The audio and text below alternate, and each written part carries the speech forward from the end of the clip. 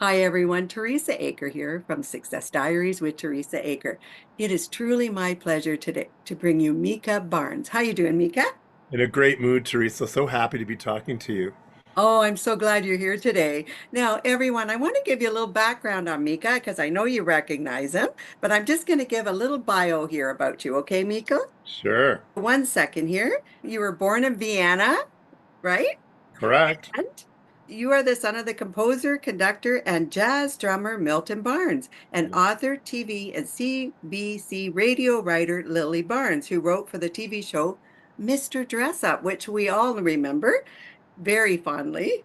He is the brother of drummer Daniel Barnes and cellist Ariel Barnes. He attended Oakwood Collegiate Institute in Toronto. I'm from East York, just so you know, Mika, Right on. originally. Yeah. Right? Studied with a voice with Jose Hernandez and Bill Vincent and sang at Toronto's cabaret nightclubs. I'm going to continue on just quickly. We're going to drop down to he was subsequently a member of the Nylons from 1990 to 1996, later moved to Los Angeles. From there, we're going to come back to you because you're going to tell us all about your ride to your success and where you are now. So let's start in the beginning, okay? Sure. What would you like to know? Wherever you'd like to start. If you want to go from how your rise to your first real moments of success, that's a big one. Anything that you had to overcome, any adversity, and how did you get there? Oh, I love it because, of course, overcoming adversity is always the story, right? There's It nobody, is. I'm sure, no matter how many people you talk to, Teresa, and you get to talk to some really interesting people, which is great. I bet that it's the adversity that has helped them figure out who they are.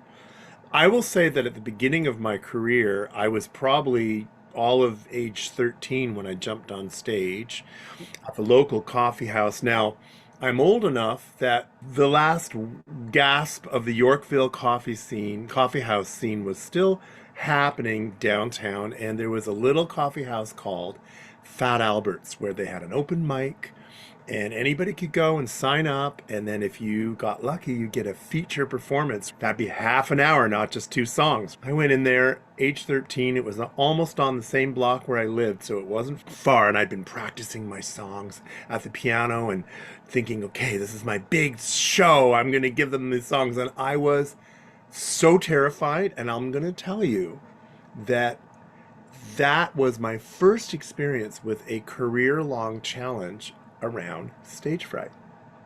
Oh, okay. I don't know how many successful singers and successful performers or entertainers we're going to talk to who are going to tell us, yeah, I had debilitating stage fright. And my hands shook, my voice warbled because I couldn't control Sure. my voice cords. I was so nervous. And I had to learn over the course of a long time how to handle my nerves. And you know, it's funny, I now coach up and coming artists. Sometimes they'll come to me with stage fright issues, and that's one of my favorite things to coach because it's a challenge for a coach because it's very hard to figure out. You really have to be really sensitive and a little bit, you have to know what it feels like because there's nothing like stage fright. It doesn't make sense. You want to perform, you love to perform, you've been rehearsing your performance, you go out there and suddenly you're a wreck. Sure.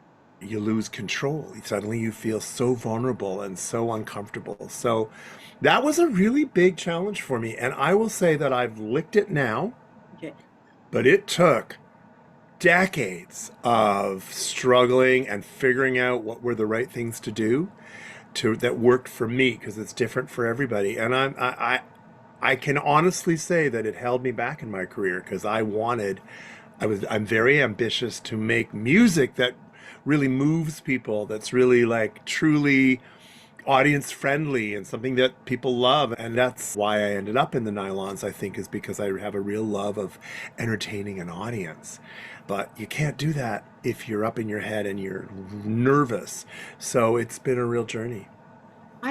You are right. I've heard so many singers, musicians, even speakers that had an awful time with stage fright and actually forever. And some of them never actually broke it. They just somehow find the strength and get up there and perform because they love the performance so much, but Right. they truly admit that they are absolutely terrified to be on stage. And I can understand that's something where a lot of people are counting on you to do a great job, and you're probably okay while you're practicing and you know what you're doing. Then all of a sudden, the curtains open and there's everyone, and you feel like you're being judged now. And that would be a scary moment. What'd you do to get past that? Can you give us a couple of hints on that one? Absolutely. I had to dial back my expectations of myself. Yes. I had to really say, okay, you're really excited to do a great job, but you're wrecking your chances of doing a good job because Yeah. you're so freaked out. So if you, if I could handle dialing back my expectations, that changed the game for me. And that's, I think, the key for a lot of people. And we judge ourselves the harshest of all, right? And that's where I think we fall down. We get into a place where we're so busy judging ourselves while it's happening. So I'll try to fix that. We're so busy judging ourselves while it's happening that we actually can't relax and enjoy ourselves and the relationship that we have with our audience. And that's when, so that's my number one key is take the high level that we're seeking to achieve and give ourselves a break and be satisfied with just being okay. And I imagine if you make a few mistakes along the way, it happens. But if you can just learn from them and go forward, you're going to have a calmer feeling. So thank you for that advice because some people that are starting out probably have that. So thank you for sharing that. So let's talk about the exciting part. Let's get down to the wonderful times that you've had. Tell us some of those. So first, let's talk about the songs you've had. And I Sure. don't want to state the obvious, but there was a big one. Let's talk about those, okay? Which was your favorite? What's the big one you're But thinking? a lion sleeps tonight. Hello. It's an audience favorite. Oh, And the Nylons figured out very early on that they could create a soundscape vocally that could take the audience to a jungle setting, and then they could sing this beautiful folk song. And it's a folk song that was rewritten and turned into a pop song back in the 50s and 60s. So the Nylons brought it back, and their live version, and I have to say, when we sang it on stage, the feeling of an entire audience participating and oh, really like just soaking it up and just really giving themselves over to the beauty of the music and to the feeling that it evokes was one of the most intoxicating feelings I've ever had on stage in my life. Like, really and truly honored to be able to step into that group and sure. fulfill that kind of musical, I don't know, musical level because it was so high.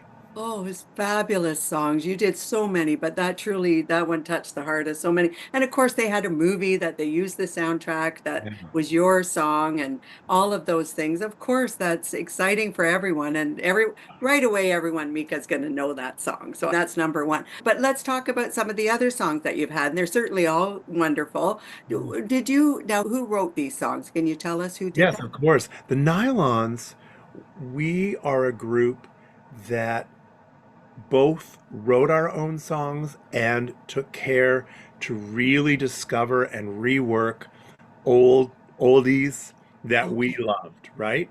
So if you were going to go out and hear the Nylons on a typical night in concert, you would hear something from the 60s sort of girl group era and the old classic pop songs by people like Dionne Warwick or Burt Bacharach or one of those classics, Up on the Roof by Carole King is Oh, a yes, and Jerry Goffin. That's a classic it nylon is. tune, right?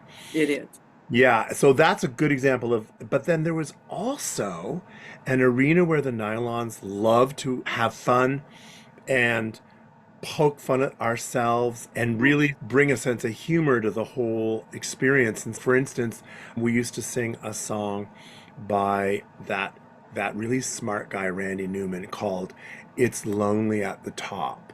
And it was a way for us to make fun of ourselves for being such big stars. We would just really laugh at ourselves. And that kind of thing was something that I think is a Nylons trademark.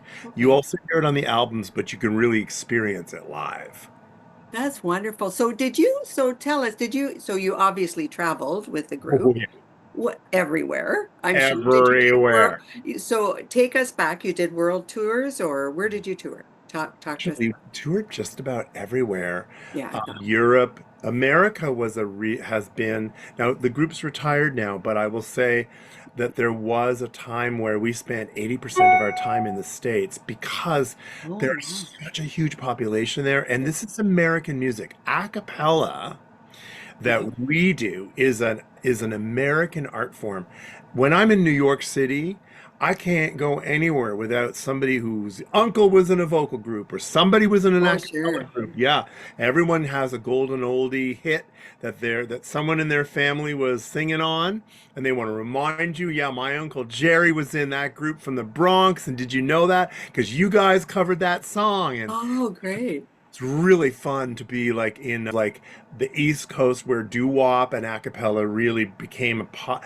It became the teenage pop music of its day back in the 50s. Wow. Yeah. So we really have we have their legacy to thank we stand on their shoulders whenever we're singing on stage.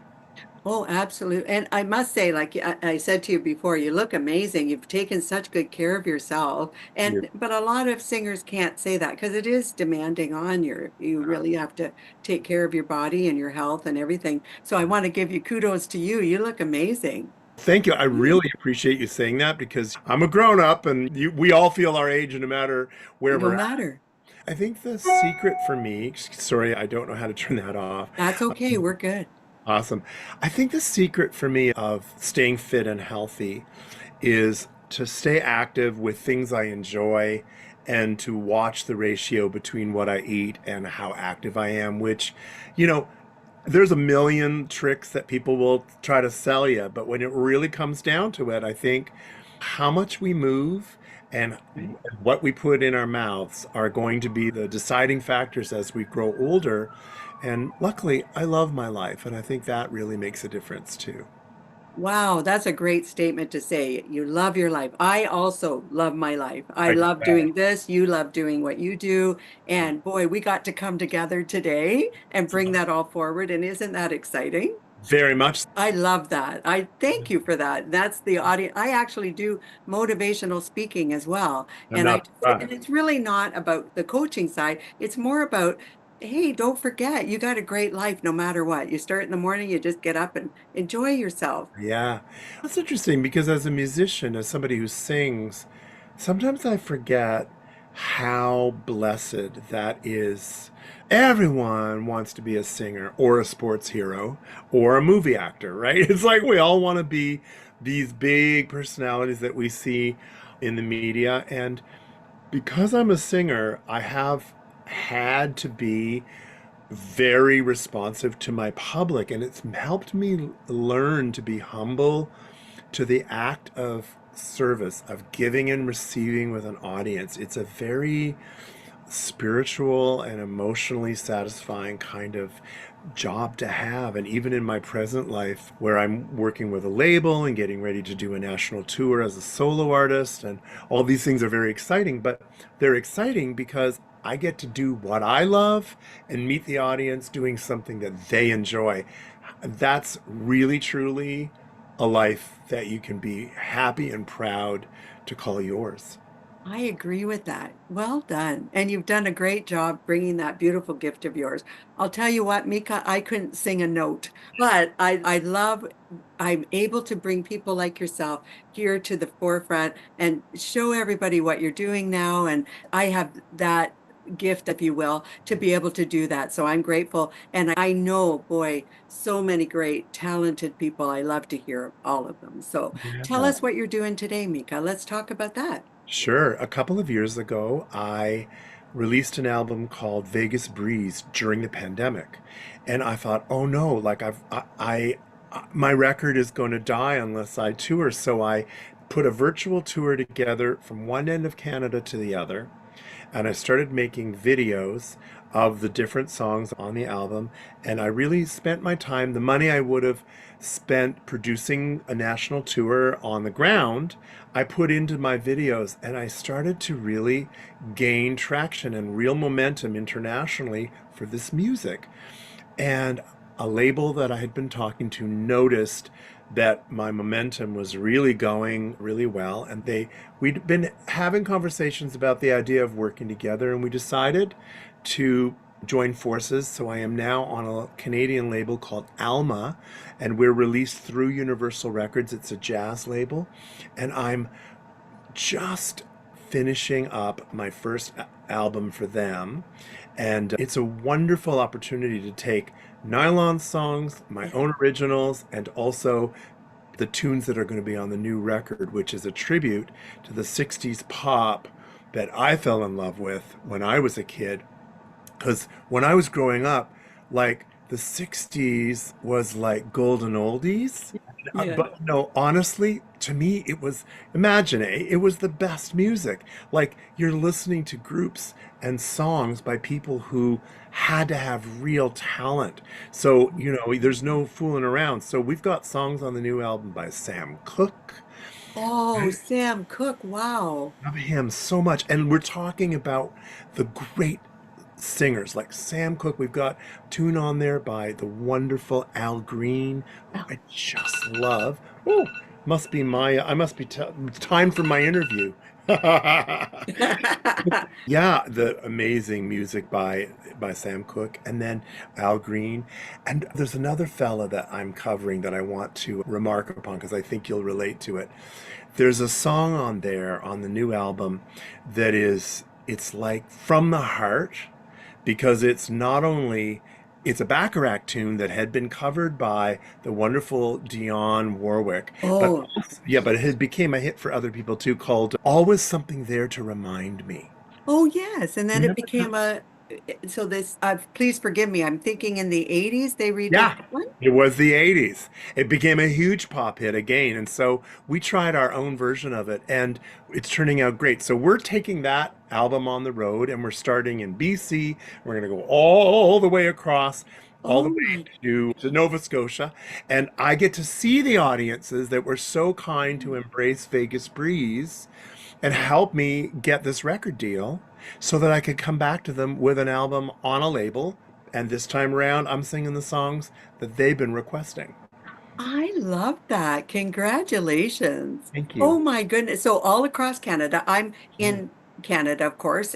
Are you living in I Canada? am. I split my time between Toronto and New York. Oh, okay. Yeah. Okay. Because I wasn't sure, you had said you went to LA, so I wasn't sure where you were. Oh yeah, I spent a lot of my career in Los Angeles, which I loved. I love LA. I learned so much, a lot of lessons in a big city like that, where the center of the entertainment industry is. It was really good. And I got to live by the beach, which for us Canadians, oh, it's Oh, heaven, right? oh, hello. Yeah. I feel a lucky guy. Exactly. Oh, how nice. But Yeah. Canada's beautiful, obviously. So are you gonna start BC way then? Is that the idea? That's right, And in then, of course, January, that's beautiful. British Columbia and the mountains. Oh my goodness, a right? beautiful coastline that you get to start there. And you go all the way across to our beautiful East Coast. That's right. I'm PEI, Nova Scotia, and I hope to get to Newfoundland this time too. Oh, absolutely. Oh, that'd be great. Now, I have a big question for you then. You'll make sure that we have all the information on your new project. Oh, absolutely. I'll make sure you do. And right now, I'm doing a Leonard Cohen show that I'm presenting. Oh my, you're talking about all those people I just adore. Wow. Oh, yay. Oh, Hallelujah, if I might say. yeah, hallelujah, indeed. Yeah, we're doing a beautiful Leonard Cohen tribute Oh, concert. wonderful. Yeah, and I'm just getting that together for dates that are coming right up. And I love Leonard Cohen. As Oh, a Canadian, you can't be a songwriter unless you listen to Joni and you listen to Leonard. And then there's a couple other good guys too. but yeah, when you go through Montreal, you're gonna have to sing it, aren't you? You know I got to do You it. know you're gonna. Yeah, for That's real. that's a real Canadian moment right there. That's So right. well Bring them home. done. Yeah, Oh, I thank love you. it. Oh, I absolutely love it. Well done. I want to be able to, so I know you said you've done your album. I want to make sure we have the record label, all Sure. the information. When we're done this, I'll make sure in the show notes when you send it over to me that we have your album that's already out, any of the songs previously. But the big important thing is that you're going forward with a new project, and I like to be able to help you maybe promote that through Facebook, LinkedIn, all the social media. We'll bring that forward. So while you're doing your tour, if Yeah. you would graciously send us that information, our audience would love to follow you along. I would be honored. Thank you, Teresa. I'll make sure we do that. Oh, my pleasure. You're really a wonderful icon of Canada, and the music that you're doing is just, it's going to touch everyone's heart. That's for sure. I learned a lot being in the Nylons. I learned that the audience will tell you what music is landing deeply with them. Oh, okay. And that's why I'm still singing those songs like Happy Together or Up on the Roof or Lion Sleeps Tonight, because Sure. the audiences respond to them so deeply. And I'm thrilled to be able to offer that back. You mentioned jazz earlier. If we could just circle back a little bit. You Sure. mentioned that. Are you singing? Are you playing an instrument? What are you doing with that? I'm a piano player and a singer. Okay. And so what I do is I sit at the piano when I'm at my most comfortable. Okay. I can stand up in front of a band, but I love solo at the piano, and that's how I'm doing my tour. Oh, that's beautiful. Perhaps you have some little tracks that we can also add. You may, if Absolutely. you have them. I'd I love. do. Actually, I want to ask you because you mentioned you were doing when COVID hit, you had to figure it out. Do you have a YouTube channel of Oh, your yeah. own? Yeah. So you'll make sure we get that as well? 100%. Oh, good, because we want to be able to go over there and subscribe to your channel. Please And do. absolutely make sure that we have it here too. So I'll have that up there as well. Great. And Thank I you. know there's social media, you're probably on all of that, but Oh, I'll yeah. make sure that we have all of that in the show notes. Great. Now, Thank you. now let me ask you something. Where do you see yourself in 5 years? Where are you going? Great question. I'll tell you, I'll probably, if I'm, oh boy, it's always hard to say in this industry, right? You never really know where the music's going to take you. But I've been preparing material for future albums. Okay. So I hope that I will still be recording. I think I will be. I hope that I'll still be touring. I coach the up and coming artists of tomorrow, and it's one of my great, deepest pleasures in life is to be a voice coach and a performance coach and sometimes a career strategy coach. I think some of the people I'm working with right now will probably be seeing real success. You can tell after I've been in the business so long. There was an artist that I was lucky enough to mentor since they were very young, 13, 14 years old. A young JP Sachs walked into my studio, and during COVID, he had a Grammy nominated top pop song called When the World Is Ending, You'd Come Over. Excuse me, If the World Was Ending, You'd Come Over. Wow. And it's a gorgeous song that really became the anthem of the pandemic, especially for younger people. And I've watched his career very closely. We're still much in touch. And I learn a lot from watching how an honest, authentic songwriter like a young JP Sachs gets on in the world. And Yeah. I've got a couple of other up and coming artists that I'm extremely proud to be a part of their journey. Why not somebody else learn from my mistakes? Oh, yeah. That's what it's all about, giving back, isn't it? 100%. Let me ask you, Mika. So let's talk about that because that is serious for the viewers. Yeah. So do you do coaching online? Do you go meet people? How do you do that? I prefer to be in person at my studio in Okay. Toronto or in New York, but I do have the ability to coach online, and I'm always happy to work with people. I'll give you my website and we can include it in the show notes if you'd like. I'd like to do that. It'd be great. My studio is called Singers Playground, and Okay. I named it Singers Playground because I wanted people to feel free and happy and relaxed and easy and just like they're in the playground so they don't get stage fright Yeah. with their expectations Oh, too yeah. high. Let me ask you, Mika, in your time, you had American Bandstand, all of those things, whether you were there or not. You had talk show hosts like Johnny Carson, things like that, where you could put your. Today, the young people get to do it on YouTube and they have a wide where area that they can do it. Yes. So, would you say today it's easier for them to break in with more competition, or was it easier when you were doing it? Just wondered. I think it's a great question. And Teresa, I think about that a lot. There's a grand democracy now where all the indie artists have equal footing. Yeah. You have, if your music is strong and you're willing to get behind it, you've got your own multiple platforms that you can show up on and demonstrate who you are and find an audience. You have to work differently now because back in the day, you had to get noticed by the movers and shakers in the business in order to get ahead. Now you have to prove yourself with the audience first. And I think it's a little bit harder in some ways because the kids coming up are in isolation. They have a lot less community because they're spending a lot more time just with the screen, Right. trying to be entertaining and figure out how to get their music to come across. Whereas back in the day, we had a sense of community. Everyone was taking their turn up at bat, showcasing for the labels and for management, and we all knew each other. And I think it's lonelier now. It's a little bit more competitive, and there's a lot less camaraderie, and there's less relationships with community. And so I think that isolation can make it really difficult for up and coming artists.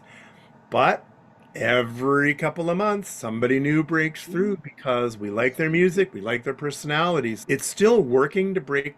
Artists will always find an audience. Oh, That's sure. pure, right? It's just music is meant to be communicated, and audiences love music, and they love to be communicated to. So I Oh, think but it's lonelier now. okay, that's a fair statement. Thank you very much for that because a lot of them are trying and they're doing the best they can. I've had some young artists on. I've actually had some young comedians and young musicians, and it isn't that easy to break through. No. I encourage the young people for sure to keep going because Good. yeah, good for them because they are our next people and it isn't easy. And as you said, there's stage fright, there's loneliness, there's not sure if they're good enough, there's all Yeah. that self-imaging, so that all goes with it. For sure, insecurity is something that we've noticed that the young people have, partly because they were raised by their phones. That's right. Yeah. So, like, their sense of self is very much attached to how many likes you might have got or how your momentum is with building an audience. It's very difficult to get the resilience and the self-confidence that people in our generation actually were able to achieve. And it's because we were out in the world having to figure it out in real time. Yeah. And right now, there's the isolation, I think, really builds a lack of security. I would also add, and I think you can relate to this because you traveled with your band and you did all of that. What I think the young people, if they could get out there and do more out with people, because they're missing the cues. Like you said, they're at home. When we're face to face and we're having a conversation with someone, you pick up the ambiance, you pick up the cues, the subtleties, you know what the other person's feeling and thinking Yep. about your music and the way you're doing it. When you're doing it with a screen in front of you, it's not the same thing. Not at And you all. may not be getting the right people that are listening, if that's fair. Yeah, I think it's hard for us to know what our strengths are Yeah, because I we haven't agree. had a chance to test them in the real world. I agree with that. Yeah. So, you really are a nice mentor for everyone, and you were already a huge success. So, what a great thing that you're doing for the new up and coming musicians. And I'd certainly, as you go, and it's certainly up to you, but as they grow and they're doing well and you or want to get noticed and you think that it's a good place for them, we certainly love to help them out and bring them on the Great. show. I'll keep that in mind. Thank you. Absolutely. I'm all about helping people make it in this world. Great. I love it. I love your values and what you believe. It's beautiful. Thank you. Let's go back to you now one last time, Mika. Sure. So I know you're going to be touring. When do you start your tour? January. January. And the name of your group now, or is it? Yeah, just under my name, Micah Barnes, Okay, thank and you. that keeps it simple. What's that? It keeps it simple. Yeah, absolutely. That's the way to do it. Yeah. So Mika Barnes, and you started in the new year. And anything that you can send me ahead of time, we're happy to do that. If somebody wanted to reach you right this moment, what's the best place to get you? The website is always great, michebarnes.com, but heading over to my Insta, Micah Barnes Music, is also a terrific way to get a hold of me. And if they're interested in coaching, singersplayground.com is all things Micah as a coach. Thank you so much. Micah, you are such a wonderful person. I'm so glad I had you on today. I have one more question. Anything. You'll come back and do another episode when you're on the tour and we That'd be can fun. get all, I would love that. Let's do that. We do So that? you and I have a date. Thank you, Micah, because I know our viewers are going to want to see what you're doing. So thank you for that. I really appreciate it and I look forward to it. Oh, thank you so much. So again, thank you, Micah. Everyone, this is Micah Barnes. Definitely go over to his YouTube channel, all the social media. I'll make sure his webpage is here. Everything that we talked about today, I'm going to make sure is in the show notes for you. And as he goes out there and tours across Canada, we'll get out all the information we can so you can follow him along. Thank Right. you again, Micah. And to everyone else, this is Teresa Aker from Success Diaries with Teresa Aker. Do subscribe to my channel. I truly appreciate that. I hope you're all having a great day. I look forward to talking to you all very soon. Bye-bye now.